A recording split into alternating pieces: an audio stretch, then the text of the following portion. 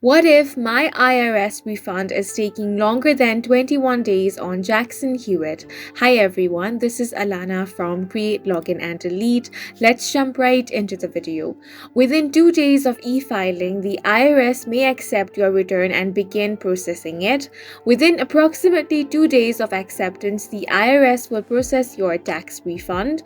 You should receive your tax refund from the IRS within 19 days after acceptance. If you have not received it by this time, you will need to contact the IRS for assistance.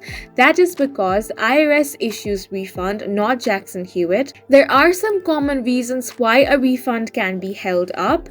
The first one is that if your return includes certain credit forms or offset, it can take more administrative time to process. Similarly, if the IRS found any errors, missing info, or suspect identity theft or fraud, it can take extra time to review. Another reason can be something as a delivery glitch with the mail or your bank. But if it has been more than 21 days since you e-filed or 6 weeks since you mailed your return, or if the IRS refund status page tells you to, you will need to contact the IRS. To call IRS, you can dial 800-829-1040 or head over to the IRS website and click on the Contact Us option. If you want to track your refund, you can click on the login option on jacksonhewitt.com, enter all of your credentials and then click on the sign in option. And that's it for this video. If you have any questions or confusions, do leave them on the comment section below, and don't forget to hit the like button and subscribe for more helpful tutorials.